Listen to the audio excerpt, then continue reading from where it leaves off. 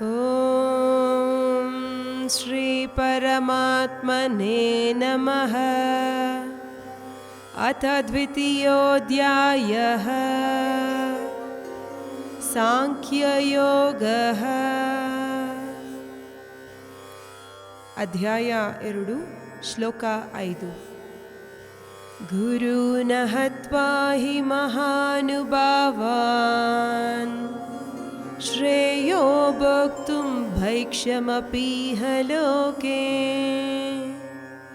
ಹತ್ವಾರ್ಥಕಾಮಾಂಸ್ತು ಗುರೂನಿಹೈವ ಭುಂಜೀಯ ಭೋಗಾನ್ ರುಧಿರ ಪ್ರದಿಗ್ಧಾನ್. ಶ್ಲೋಕನ ಅರ್ಥ: ಎನ್ನ ಗುರುಮಾರ ಇಬ್ಬ ಈ ಮಹಾತ್ಮರೆಲ್ಲವ ಕೊದ್ದು ನಾ ಅನುಭವಿಸೋ வாழ்க்கைய விட ಈ ಒಲಗದೋಗೆ ಪಿಚ್ಚೆತ್ತಿ ವಾಳೋದು ಏಸಗವೋ ಮೇಲ್. ಅವಕ್ಕರ ಕೊದ್ದು ನಾ ಅನುಭವಿಸುವ ಸೊತ್ತು ಸೊಗ ಎಲ್ಲವೇ ಪಾಪ ಮಾಡಿದ್ದುಗ ಸಮಾಯಿಪ್ರ.